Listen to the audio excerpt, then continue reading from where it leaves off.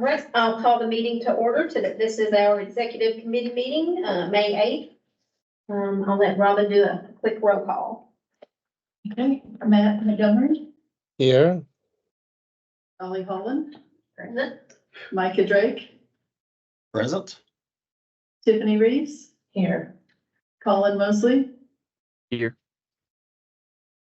Stacy May, Present. Rolando Thacker, Here.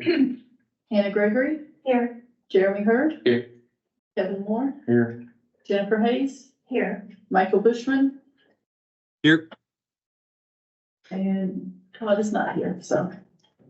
Is he coming? or- Todd will be back in. They're dealing with the leak thing. Okay, that's it. All right, thank you. Good morning, everybody. Everybody should have received a copy of the minutes in your packet from February 7th. Give you just a moment to look over those and then we'll look for a motion to approve.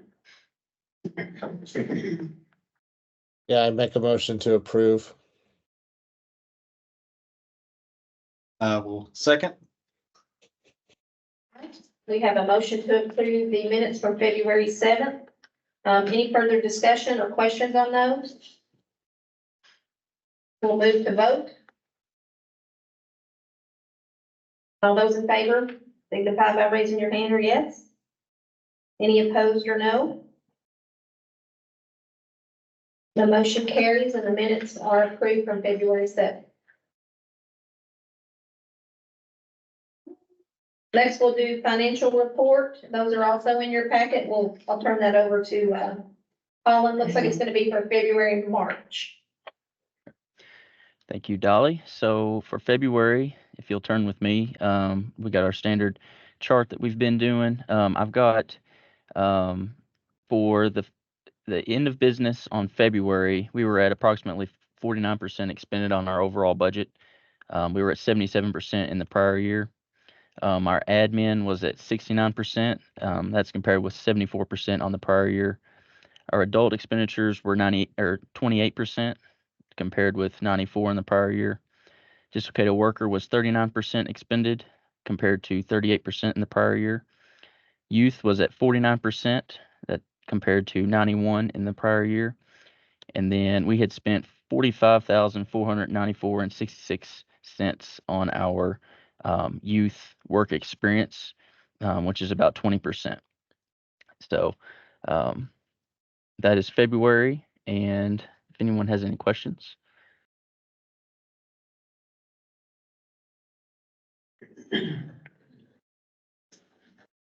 No.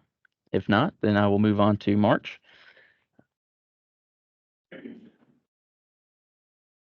All right. And so then in March, our budget was at about 56% expended. That's compared to 82% in the prior year. Our admin was approximately 82% compared to 85 in the prior year. Adult was at 34%. That compares to 99% in the prior year. Dislocated worker was at 42% as compared to 40% in the prior year.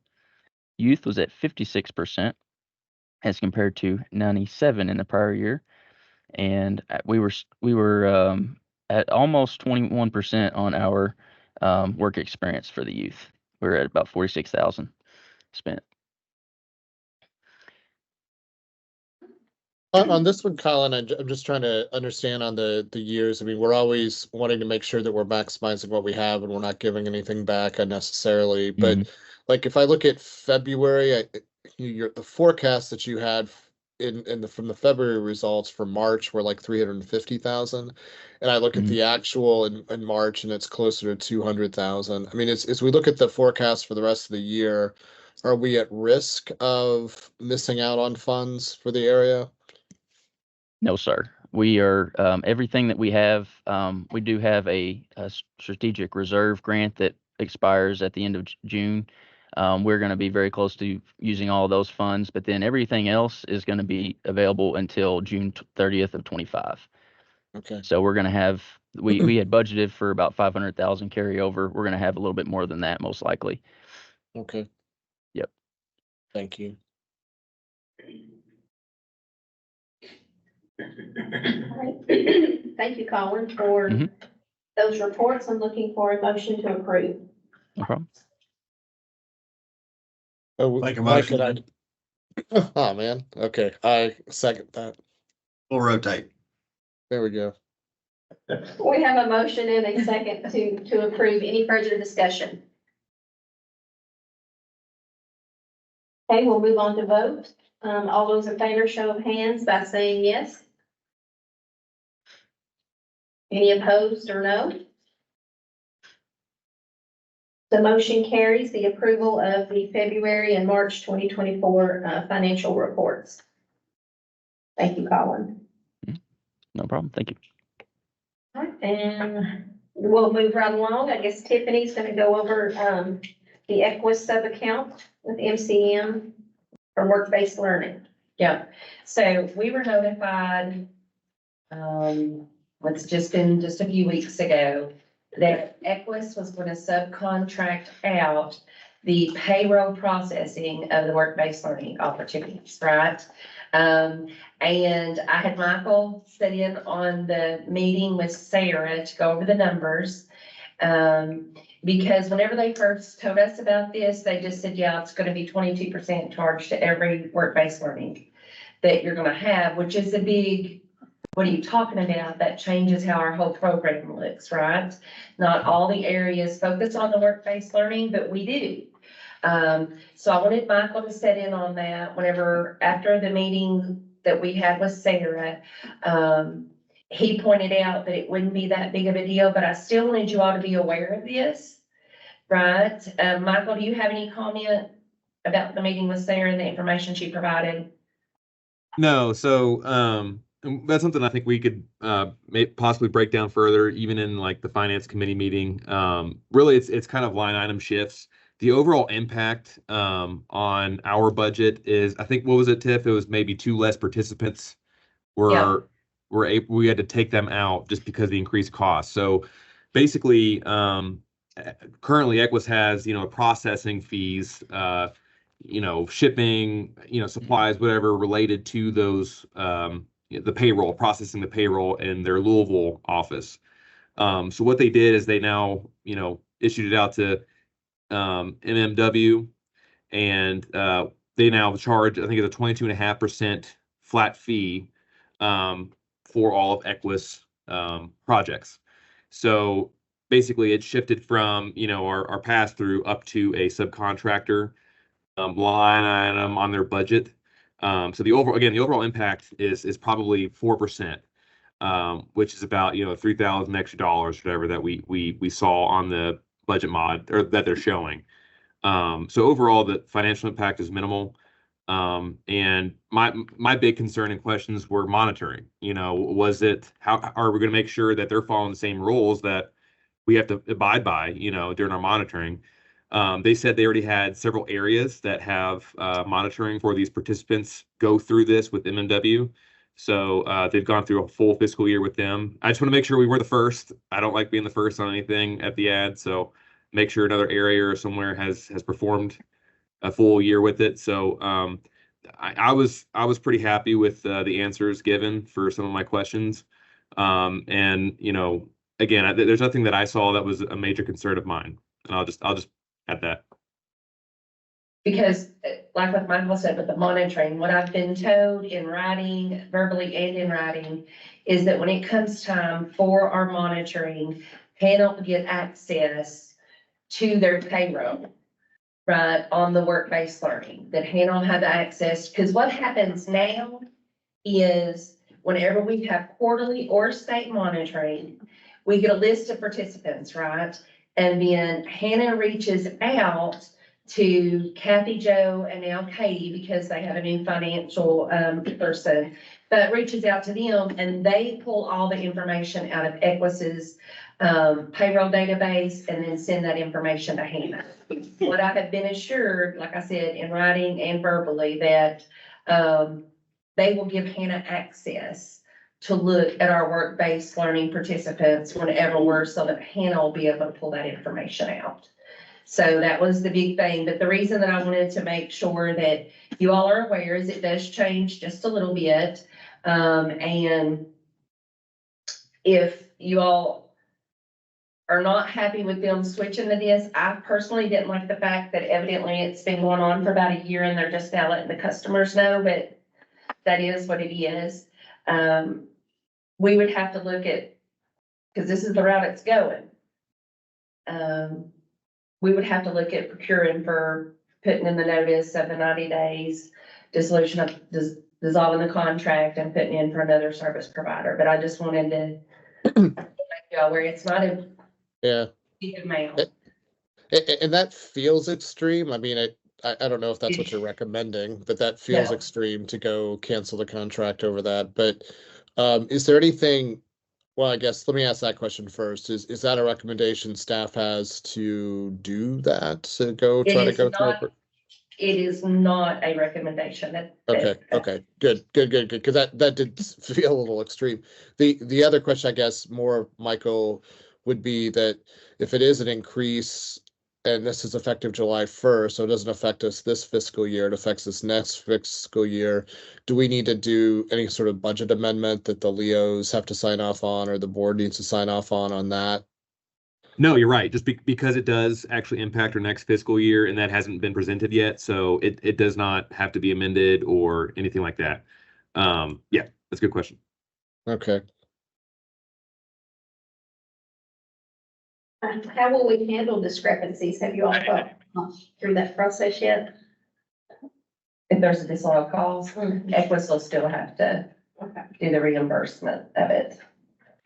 And that was something else is that they described was, that this is a big firm in Texas that is now doing this payroll processing. They have in their software controls to make sure the limits are capped. That's the big thing that we have to watch out for is, are they going over their hours for the WEX, whatever the limitations are. They have internal processes essentially that can flag that for us. So that's something that we're already doing. It's just another layer now, I guess, for, now third party doing the payroll processing. And then we still have the folks at Equus reviewing that work as far, that's our understanding of how it's going to work. Yeah. So, and as far as you asking, how do you proceed on it? It's just simply a vote that you all are okay with this, and for me not to reach back it up to. All right.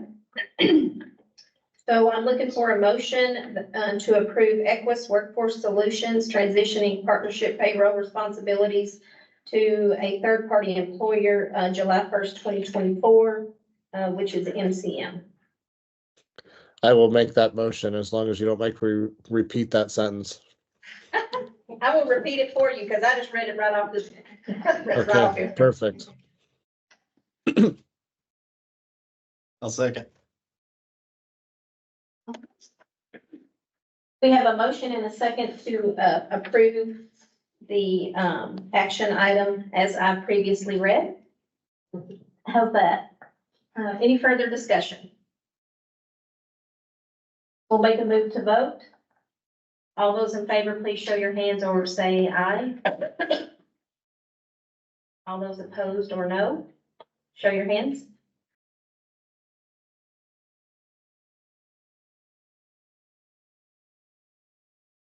All right.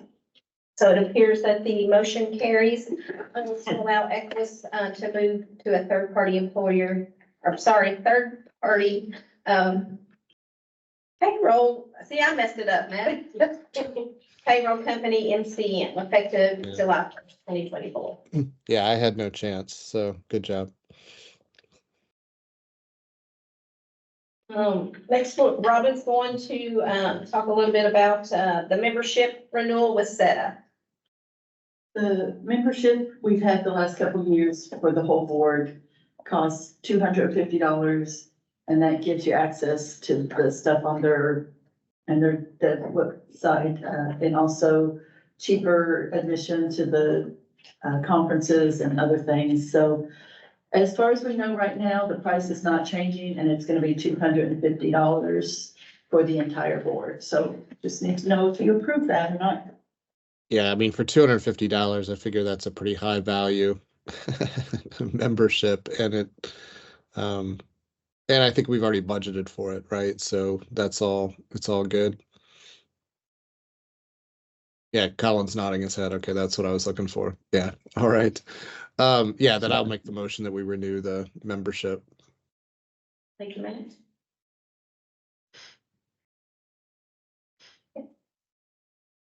Did I second it? Did I miss the second? I think He first raised it it. was, but he muted. Okay, gotcha. Can't see that. Sorry, I was muted. A second.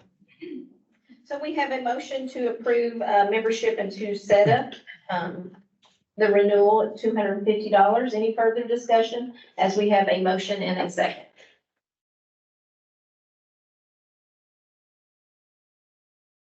Then we'll move to vote. All those in favor, show your hands or signify by aye. All those opposed, show of hands or no. The motion carries for SETA renewal, $250. Then we're gonna move into informational items. Looks like Tiffany's gonna go over the evals from the spring conference at SETA. So, it's Stacy and Mike presented, having an informed board.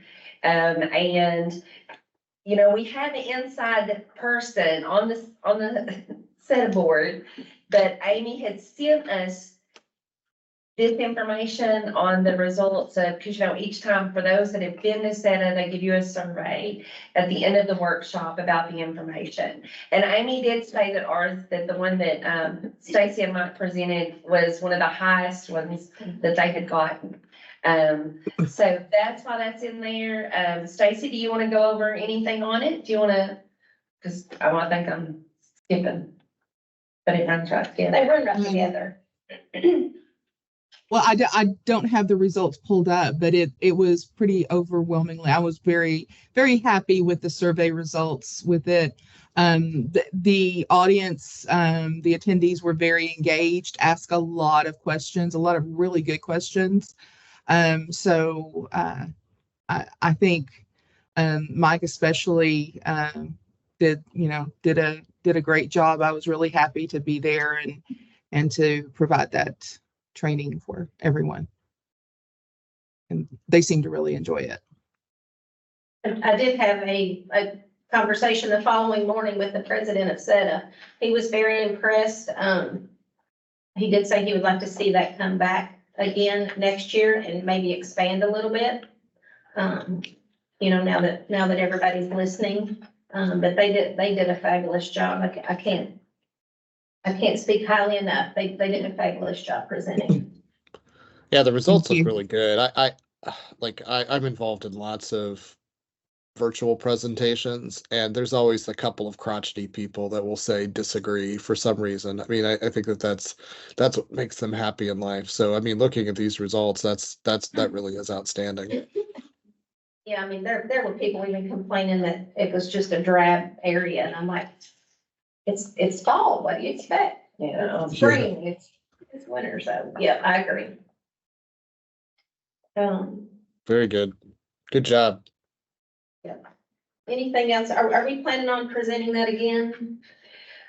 Wait, Well, if someone would have told us that they wanted it again, we could have expanded more, but what we put in, is for using the VR, taking and doing outreach through the libraries, and there was a third that I'm completely lost on right now, Stacy. The social media. Yeah, using the social media to, Okay. If you do want to proceed with that or expand on it, maybe open that up through the 10th, the deadline. okay. That's up to you. It sounds like you've got something great already in the pipeline. All right, nice work.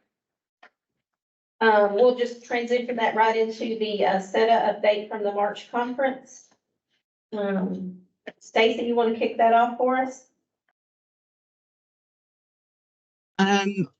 Well, first of all, the location was incredible. We were there for what, 4 or 5 days, and I did not see the entire resort. The trainings were really, really good. I think I put in my survey that that the trainings have like really improved over the last couple of years.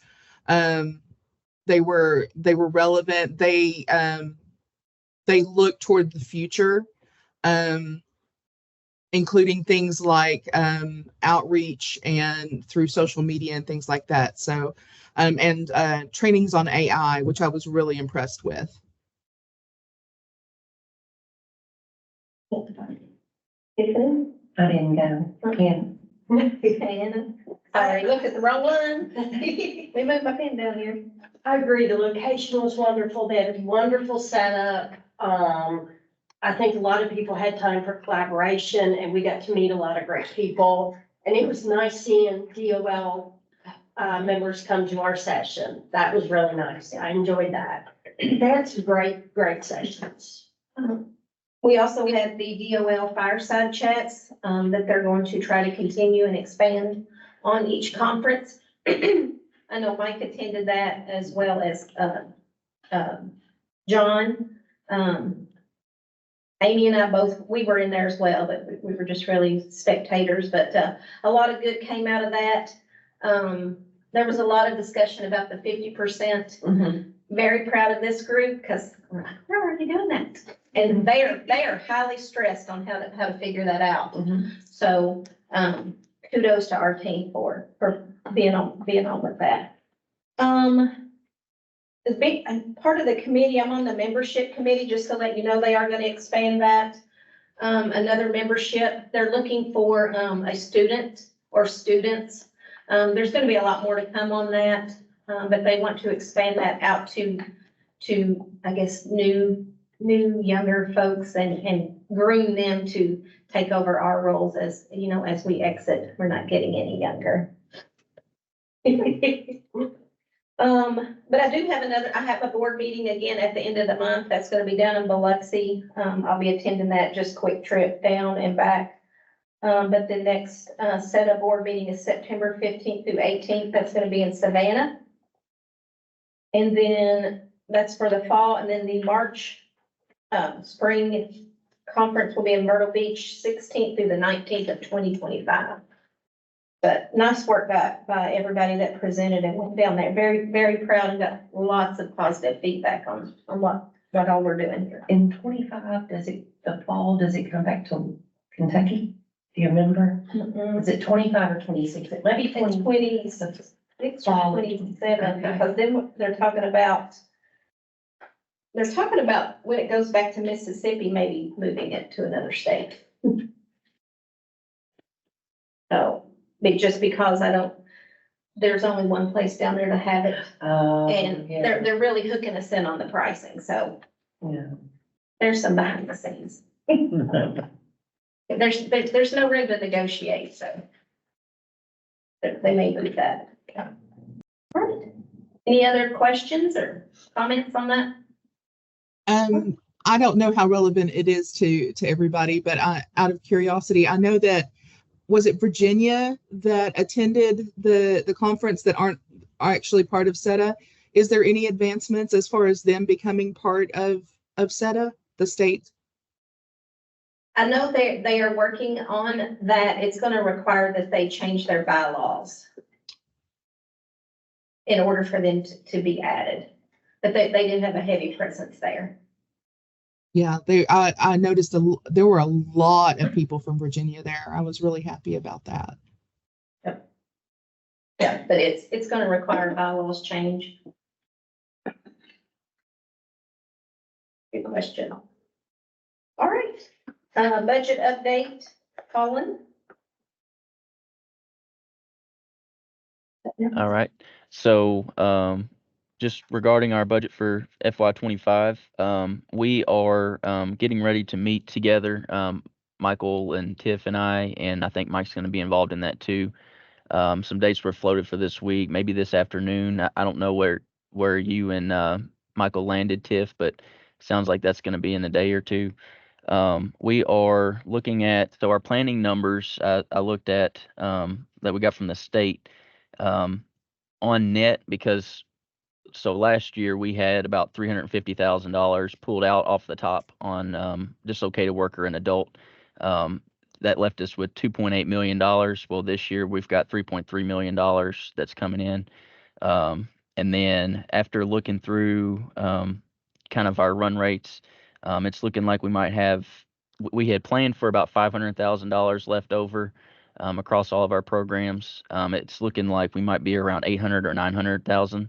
So we'll have a pretty good jumping off point going into next year. So at that, I don't have concrete numbers yet, but ahead of the, we should have that by the Finance Committee on the 30th.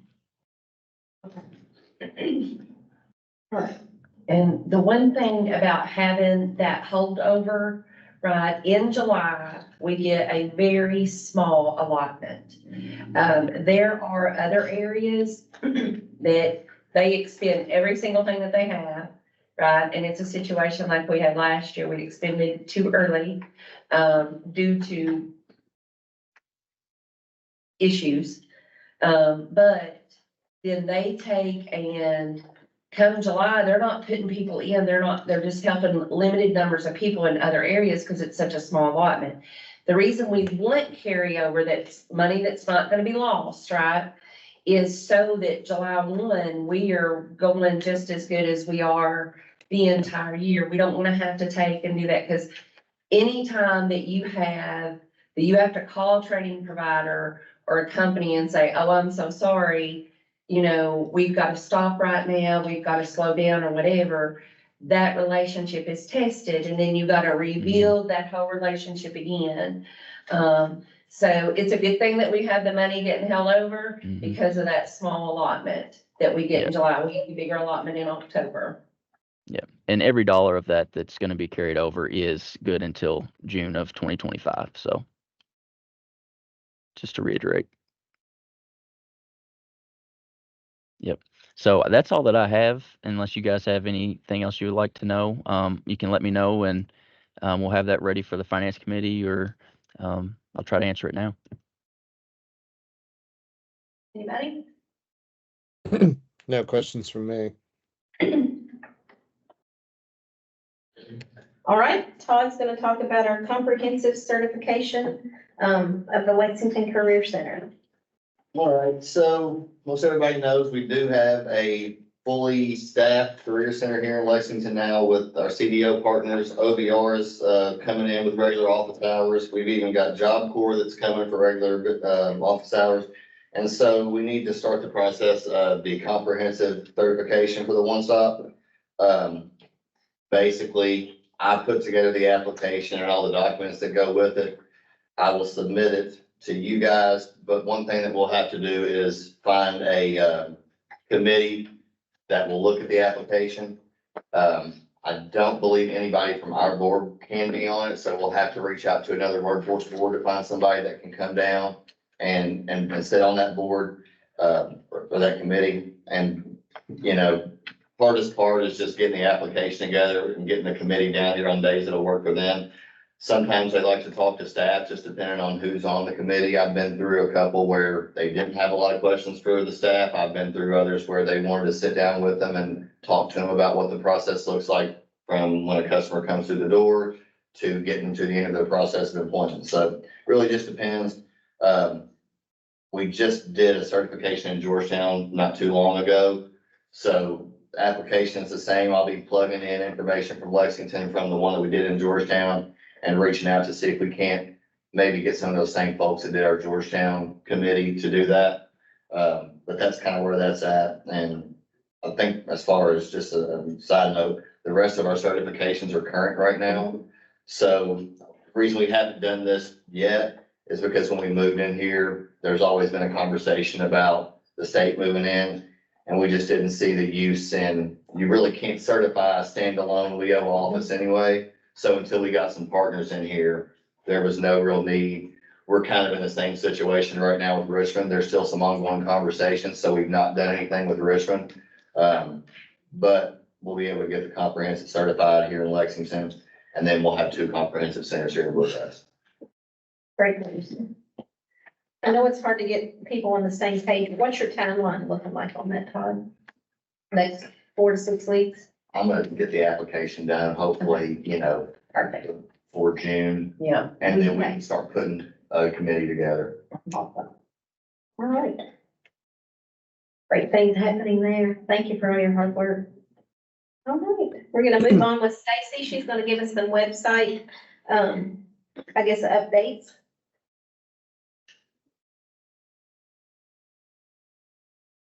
Couldn't find my little icon for my mouse to unmute myself. Recently, I attended a public information officer meeting with the state ad groups, and it was a really great conversation. And one of the things that came up, or one of my questions to the group was, what do they do about website accessibility? Because I had understood it to be a very in-depth and complex thing to try to make your website accessible.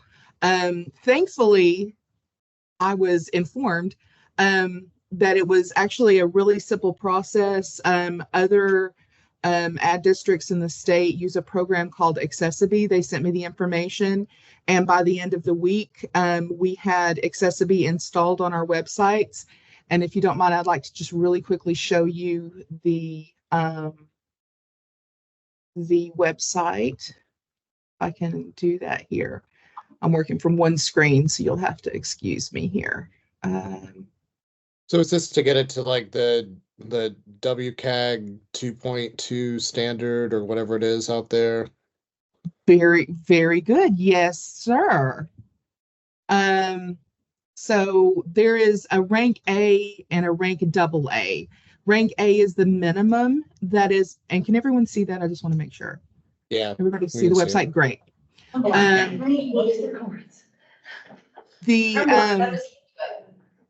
There's a rank A and a rank AA. A is the minimum that is required for websites. Accessibility allows us to be a AA, which is a step above, which I'm very excited about. This, by the way, is installed on both the BGWIB website, CKY website, and the ad website, but that one isn't one that you guys need to worry about. It covers things not only for like vision impaired. It had never crossed my mind that ADHD would be an accessibility issue for people, but there are options for that. So people can go through there from a little icon. Let me see if I can. There. From the little icon in the corner, they choose how they need the website set up. And what's wonderful about this is that Accessibility tells you from your initial installation, it takes about 48 hours. It did not. It was more like 45 minutes. It reads the website, and even as you add new pages, it reads the websites and sets it up as you need it to be. So any of our clients, any of the citizens at Bluegrass who visit the website will have access to this immediately and be able to access it no matter what issue they may have from that list there. So I'm super excited about that. I was super happy to find out about that and to be able to provide that for any of our visitors to the website. So does anybody have any questions? Did I freeze up? Okay. Okay.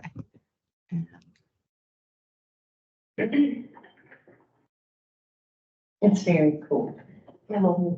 I'm not test it out. I haven't been on there in a while. Right, well, thank you, Stacy. It's going to be beneficial for a lot of good folks. All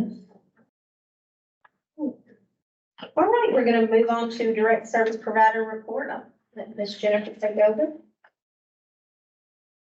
Okay, in your packet, you'll have the March report, and I'll get a few highlights on it, but I'll begin by saying that last year we had 14 case managers and 4 business service staff, and right now we have 7 case managers and 2 business. So we have grown our little team back, or, many of them are new, and so we're learning, but I can't say enough good things about them. We kind of started out funded services slow for the first half of the year. And then in January, we kicked off, and they're doing really, really good things. Enrollments were at 48 at the end of March. And I just gave Tiff my April report yesterday evening, and they were at 76.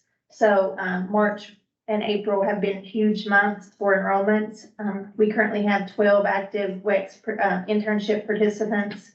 And just lots of funded services are gonna be happening. So, May will be another big month and June will be a big month. So, they're definitely busy. They're working hard and we're training them alongside. So in addition to them working, I mean, we're still hands-on day-to-day training them because most of them are new. But I think everybody's done a really good job. We've been out in our 13 county libraries. So every county that doesn't have a KCC, we're at scheduled hours at the libraries every month. They are in adult ed offices every month. We're connected to, I think in March, we were connected to 6 interagency meetings. And those interagency meetings are pretty key because like if we're at Mercer interagency, then lots of community partners come to that meeting. So we're hitting a lot of community agencies and nonprofits and public, service agencies in those meetings. So we're in the counties, we're serving the people. The Army Depot referrals have really started to pick up. We had 2-day job fair last month. And since then, lots of referrals coming in. So we have funding available to serve those individuals getting laid off. And the referrals are definitely coming in. The difficult part about the Army Depot individuals is that many of them are not getting laid off until maybe like a year out.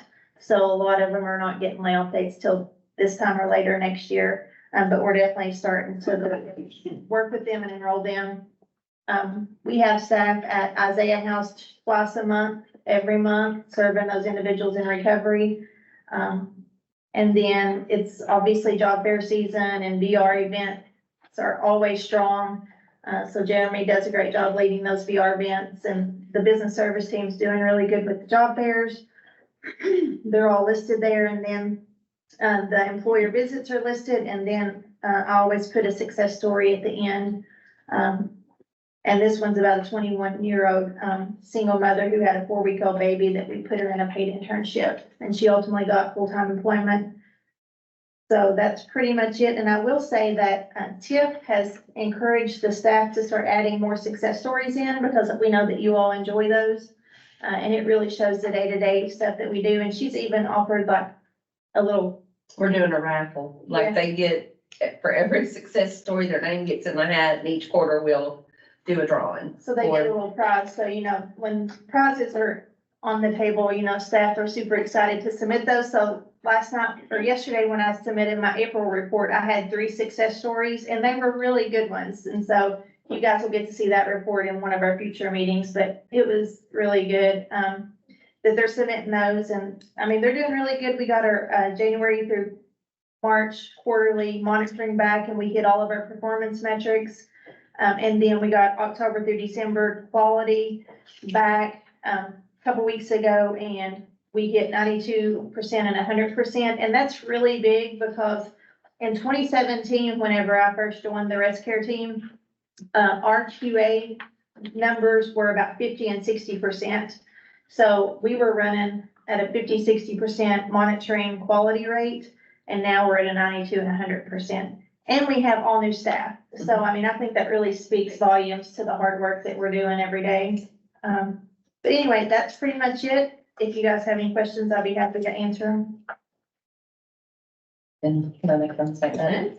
And the key thing there about that quality being so high, right, is whenever state monitoring happens, there may be on the program side, just a missing invoice or something like that. But used to, it was continuous missing case notes, like it was bad. I mean, it was, so that's a big thing. To come that far, like she said, especially with new staff, because we have some young staff, which I love. But, sometimes they get distracted, but they've been good. at documenting everything, case noting and all that. So that's very significant. Yeah, and I'll add real quick that, we could not do this without Hannah and Kevin. And so, you all know Kevin was like on my team and then Tip stole him and we're all like a big family, so it's fine. We all love each other, but, we really could not meet those numbers without Hannah and Kevin because they're constantly guiding us and telling us, remember to do this, or here's an update, don't forget this, or, so we have a really good, like, comprehensive team all around. So thank you all for that. Love seeing us all work together. Yeah, and just to reiterate, I love the success stories. I mean, you know, if we're investing our time, it's nice to make that connection. I mean, no offense, Colin, but it's not as like heartwarming to look at your numbers as it is to see that people are, you know, getting jobs and being successful. Yeah, the abstract does not pull your heartstrings at all. So Not at all. Yeah. Well, we love the success stories and we get tons of them, and a lot of them you all don't see, but like when we're in the offices every day, like we walk around and talk about like just a conversation that we had with a job seeker, or, you know, if they bring a little kid in, sometimes it can be real distracting, you know, when there's kids in the building. But like Stacy even created a long time ago little coloring books, like KCC coloring books, and so like the hard work that everybody does in this team, like really plays off. And like the fact that Tiff sits her office in the middle of the KCC, like that's it pretty incredible that like the director is like here with us, with the job seekers every day. And so we talk about successes all day long. And like, I think at the end of the day, like we could have little group hugs and like everybody would be happy, and Yeah. it's pretty cool. Sorry. I don't send a person often. Too bad we don't have that old guy with the guitar, we can sing a little kumbaya. Well, that's. A couple lines. You're the best. No, you're the best. You're the best. Awesome. Love it. Any other questions for, Jennifer? Anybody? All right, we'll go to One Stop Operator for March, and we'll turn that over to Todd. All right, so as you can see, we're still seeing a ton of people in the offices, 979 for the month of March.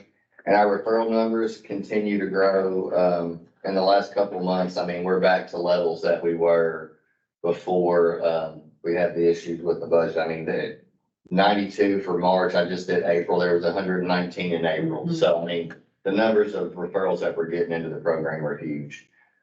So we're glad to have, you know, a large number of staff now to help assist those job seekers.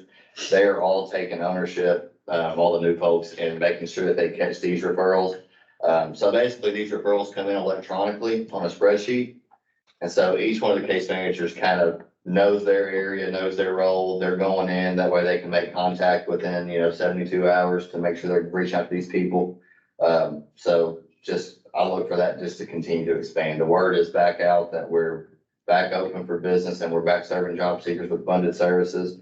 So I look for that number just to stay the same or increase. A couple meetings and job fair things that I was working on in March. So every year in April, the Kentucky Department of Libraries and Archives puts on a National Library Week, or they participate in that. And we had a couple libraries that reached out to us for some assistance. The Estill County Library reached out to help see if we could help them put on a job fair. So we did that one in person. And then the Franklin County and Jessamine County libraries asked if we could help them put together a take-home job fair.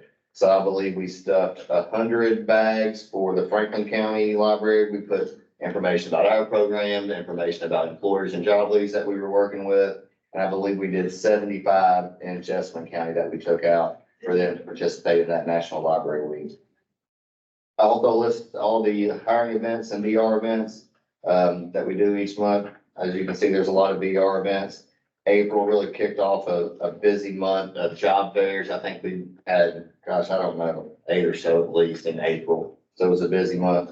We didn't have any community resource men or business minutes in March, but if you all know of anybody, it's the same plug I use every time. Send them our way, reach out to Stacy, and we'll be glad to get time to record anything about community events happening or business minutes that employers would like to do with us.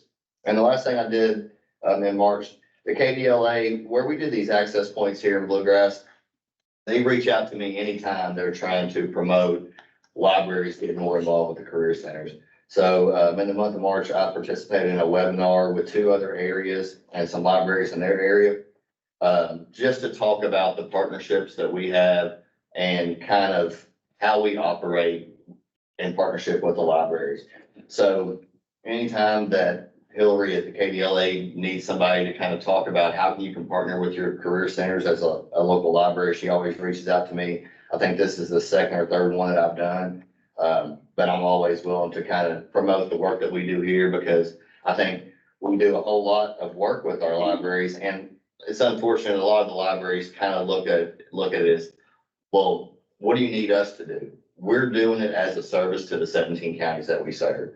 We're trying to make ourselves more available. We just need the libraries to promote it on their social media, on their avenues. You know, that way they know somebody from the Career Center is going to be in Estill County on the 2nd Tuesday of every month. So we're not looking for them to do a whole lot for us. We're just trying to be available for those 13 counties that we serve that are outside of our 4 bricks and mortar locations. So I always am glad to step in and help out with those webinars. That's it. If you got any questions, I'll be glad to take them. Anybody? No, Todd, good stuff. Back on the certification, I wasn't clear. It sounds like you needed some help from a committee, but it couldn't be a board member, so you don't need any of us for that? Can't be one from our area, Matt. It'll have to be outside the Bluegrass. Okay. It could be anybody, but it has to be a board member on a different. Has to have at least one board, has to be one board member from another area. Okay. We're in Kentucky, because I have them with that. Okay. Well, because that's what I was gonna say. On the 17th is when we have the directors meeting. And I was gonna ask them if they had somebody that could, but I didn't know that you helped with Florida. I'll reach out to the operator if they let me get in touch with it. And I've got one other thing that is just on my mind because I was just meeting in the conference room next door with them. So I know some of you haven't been here yet, but we've got a really nice conference room next door. The state has brought in a rather large, kind of bulky projector that you have to kind of roll around. And they're tossing back and forth the idea about getting a ceiling mounted projector. They've got the screen, having everything ran that way. And they were just kind of tossing it back and forth the idea if we pay for the electric, since it's a building improvement, there's a possibility that they may be able to help foot the bill for some of the rest of it. So maybe we need to have a conversation because that's where our board meetings are going to be in the future. This might make things a little bit easier than trying to navigate that projector's usage over there. And Jeremy, I'll let you look at it. Yeah, actually, what I would suggest on that is get with Tab over at the ad, because he just had the one at the ad redone, so get the same company to come over and do ours again. You know, everything with the state, there's a lot of red tape. So if we can figure out, I mean, it's our building, you know, it's gonna be one of those things where if they were to ever pull out for whatever reason, they would take anything they put in with them. I mean, I don't ever foresee that happening, but I think if it's our space and it's our stuff, we should want to be the ones in control of it. It might make more sense for the ad to kind of do that. That would be. Just my opinion, because once you get involved with it being their equipment, their stuff. That would be my recommendation is to get with Tab, since, I mean, he manages the building over the ad, so let him. So that may not have a place here, but that's just a thought because the WIB meetings are gonna start being held there. Colin, can you or Michael one reach out to Tab and try to get an idea on the company and how much it costed for the ad one? You all should, I'm sure you all probably got. We would have to get 3 votes. Yeah, that I'd say they probably got the background. I was gonna say, we had to get 3 quotes for the ad, so. Yeah. Yeah, we can take that for sure. Let's do it again. Is there another projector that if they end up doing that one, we can do this one too, while we're at it? Or you leave this as the small conference. Yeah. Right. You know, oh, you got this conference room, you get this, you get It's this. a little too. That's just with all this, that's already on their minds. I Yeah. thought we should probably. Yeah. I thought they were gonna hang it originally when they brought it down anyway, and they did that monstrosity. No. What? Thank you, Todd. Mhm. We're gonna move on, and Tiffany's gonna give us some program updates and initiatives. Okay, first and foremost, the KWIB had reached out, Kim Humphrey had reached out, about nominations for the Organization and Resource Alignment Committee that the KWIB has. Each workforce board may nominate up to 2 people to serve for 12 months, starting June 2024. Their plan is to host bi-monthly virtual meetings lasting about an hour. Sorry for short notice, that's what I got. I do know previously that, Kim Minky was the one that was over the Organization and Resources Alignment Committee. The whole goal of it previously was to just try to get all the programs out there to understand we can all work together and spend a little bit of our money and help more people in the long run. I know that Debbie Link wants to participate on it. We're gonna send her nomination in, but I didn't know if one of you 3 would like to be it as well, because we can only do 2 people. We can only nominate 2. Is John interested? I don't think that he is from the way that, so. I don't remember the email came to him, he was like, yeah, who wants to be on it, and he didn't say he did, right? Right. So anyway, if y'all don't want to, that's perfectly fine. I mean, cause I know there's a lot of time, everything says it's just a hot, just for 1 hour, but it always takes more. I'm fine with having just Debbie that we sent for a nomination, for it, cause she's childcare and education. And I do think that that's one of them that they don't have. I know when I was previously would sit in on the resource alignment committee meetings, they didn't have anybody for childcare and education. Well, they had education, but nobody that represented childcare. So. If you need somebody, I'm happy to do it, but I may not be the best resource for that. Well, listen, we'll just do Debbie, because like I said, you can only do 2 anyway. We don't have to. Just because it says you can, doesn't mean we have Yeah. to. Right? So. I don't mind to help, but Debbie's great. She is. So, and then the other things that I've got, is, Jennifer had mentioned, we're getting more people in with the depot. The National Dislocated Worker Grant application was submitted. We got the confirmation that they've got it. We're just waiting to hear back. I think that it'll go pretty smooth because we already had an individual from the Department of Labor, look at it before we submitted it, right? And she gave us some, suggestions, and we reworked the grant the way that she suggested. So hopefully we'll hear, within a couple weeks about that grant, in working with Jennifer.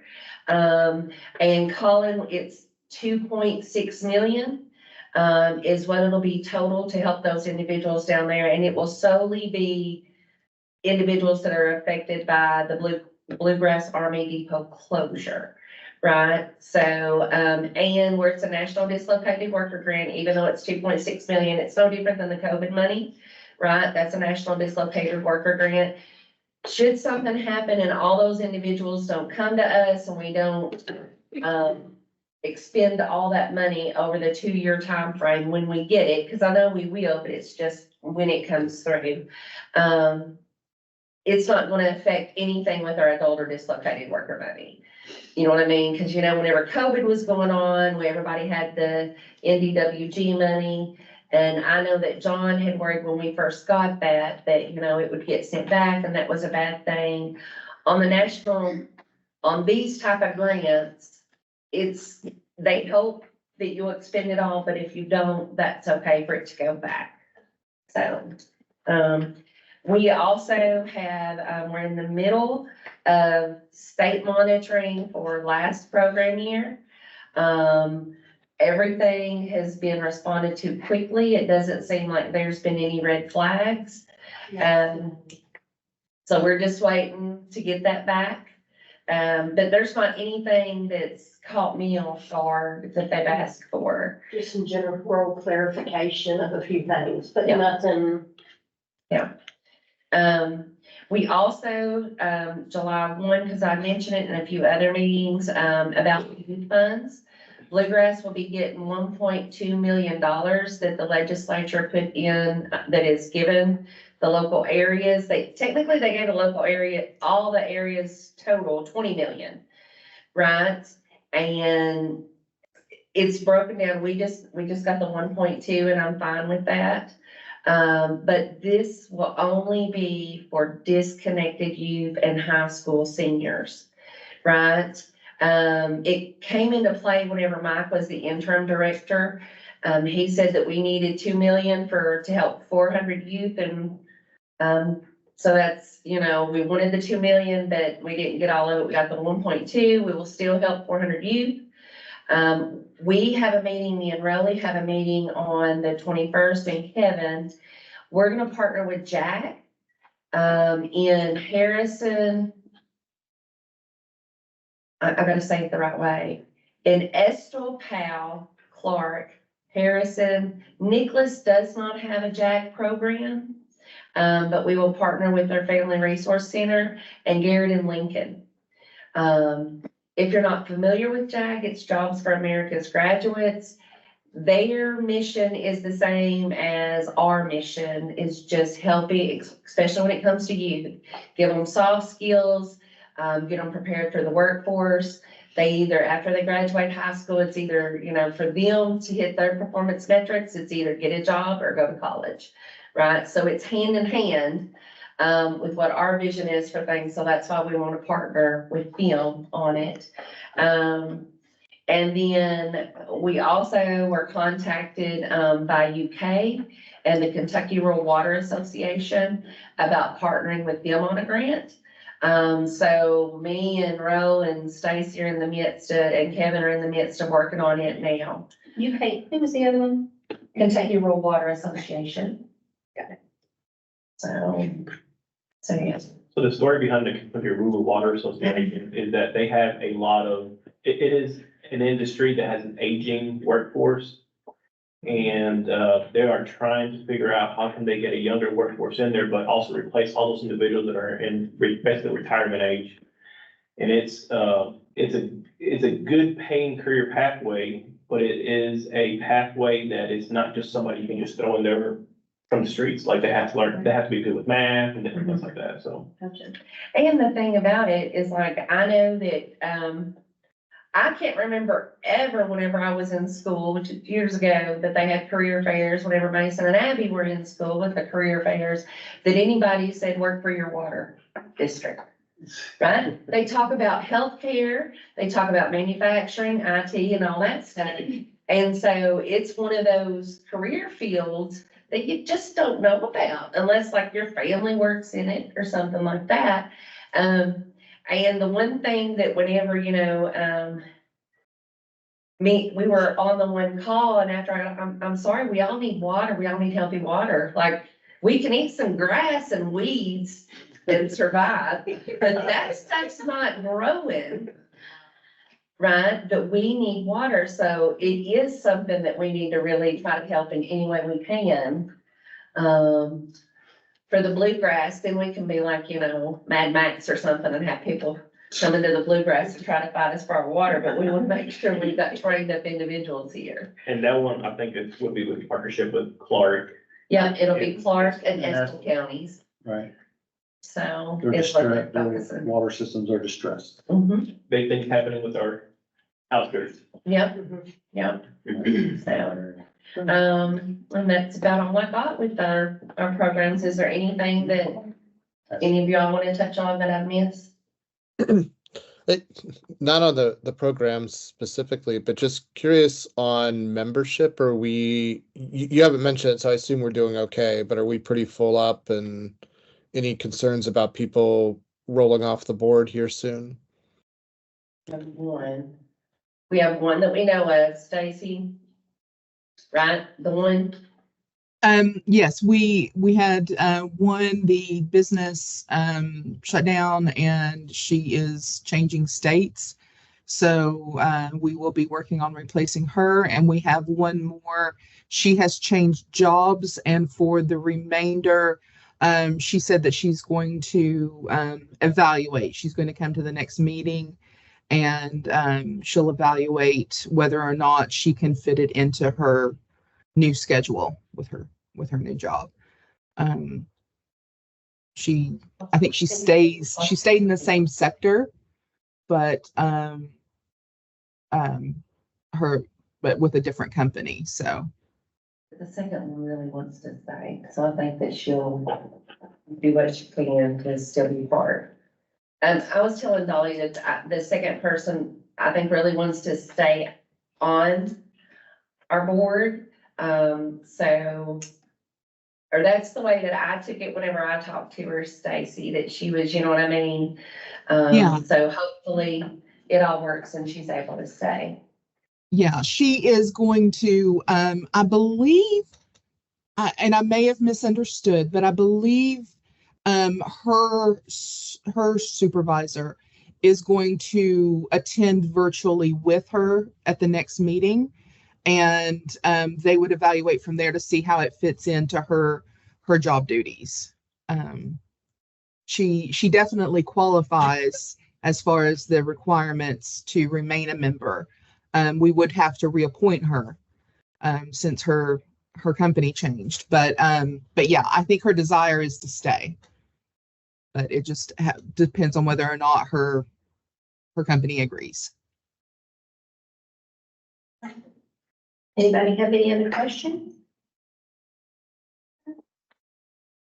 All right, with that, I'll entertain a motion to adjourn. I will make a motion to adjourn. Thank you, Matt. Second. And this by Micah. I don't think anybody's gonna say no to that, so I'll accept it.